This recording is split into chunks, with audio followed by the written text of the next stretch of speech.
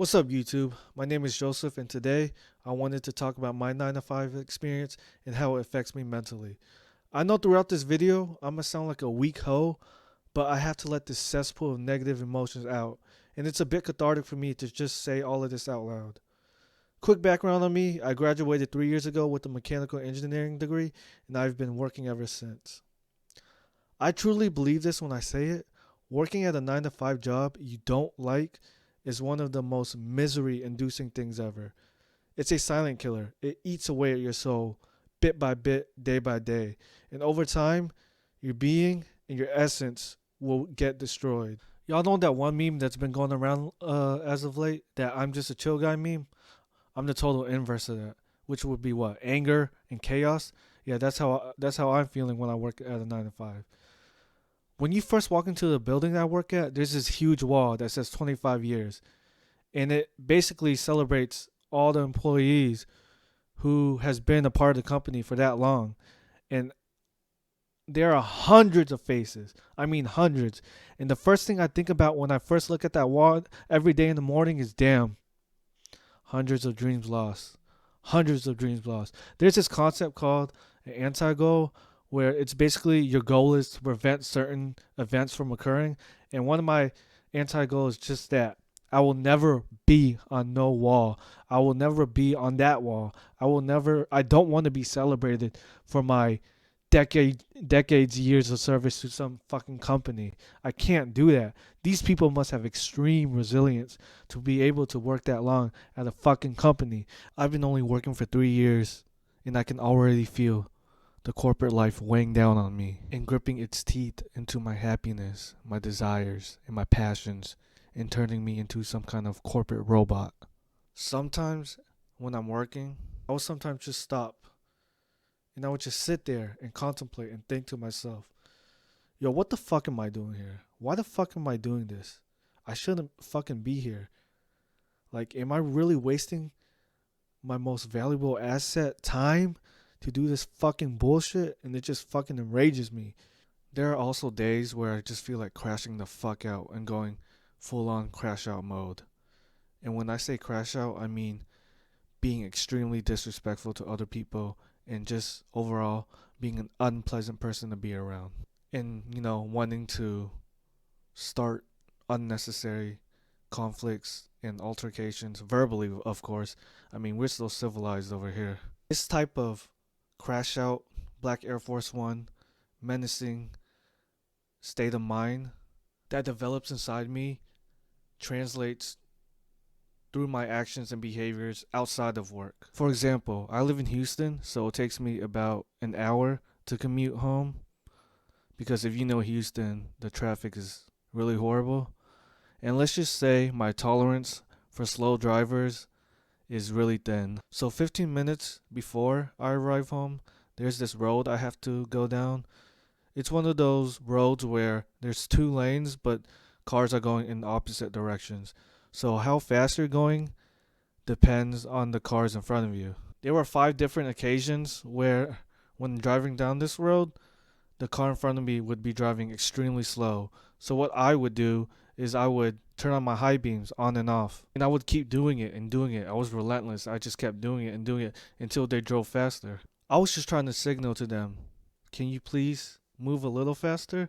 Do you really need to be going this slow? Every time I did this, the car in front of me actually saw me. So what they would do is, at a light, they would pull up next to my car, roll their window down, and ask me why I did it.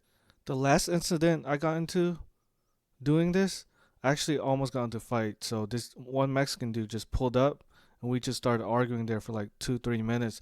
The light turned green, we were in front, but we didn't budge, and we were just arguing. I knew when I almost got into a fight, I was a bit out of control, and I was just fucking tweaking, acting like an idiot. So I had to stop.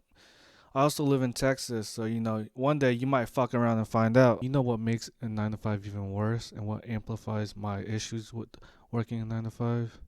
In the beginning, you really don't know who you're going to be working with. You don't know the culture yet. You don't know the dynamics. You don't know the personalities. You can probably do a little research here and there on LinkedIn, but you will never know the full picture. I feel like it's inevitable. You're gonna be working with fuckers you don't want to work with, and you have to put up with their shit, and that just amplifies the problems. I know it kind of sounds like what I've been saying throughout the whole video, that I'm probably a contributing factor of the, let's say, bad vibes at a company. I'm the source of all the bullshit, but I'm telling you. But that's not the case. I'm also good at, turning into a fucking sheep when I need to. Since graduating, this is actually the third company I've been at. And in every single fucking company, there was always that one person that everyone avoided, no one wanted to interact with. I guess that's the norm. There's always that one mouth breathing, stupid motherfucker that no one likes that you have to put up with. Their side job is to make everyone's lives much more difficult than it needs to be. I read something on Twitter a while back, which I believe is a good rule of thumb to follow when making a decision if you want to stay at a company or not. And the tweet said something along the lines of, if you can't work with that person for even a second, just leave. Don't even bother spending any more of your time with that person or at that company. I really think that is a great piece of wisdom, and you should keep that in mind. Your time is significant. Don't compromise it. Think about the phenomena at play that kind of traps you in that 9 to 5. First, you have inertia. The longer you stay at a place, the more comfortable you get, the more you kind of want to stick with the status quo. The harder it is for you to, start applying to new jobs or doing something different because you're so used to everything already. Maintaining the status quo really takes no hard effort at all. That's why we want to stick with it. Starting things is really hard, but you know what else is equally as hard is stopping. Second is that bi-weekly check. That bi-weekly check, when it hits every 2 weeks, it's like a huge amount of dopamine. But in the end, it's just rent-seeking behavior. What are the long-term consequences of my behaviors and actions from working at a 9 to 5 and doing shit I don't like? I've been thinking about this a lot lately, and one consequence that terrifies me is becoming an extremely resentful person. What are the second and third order effects of being a resentful person? Developing anger issues and becoming lonely and living a lonely life, because who the fuck wants to be around an angry and resentful person? Sure path to a miserable life is becoming a resentful person, and this is 100% true. Another consequence is my behavior becoming erratic and me starting unnecessary conflicts and problems for no reason.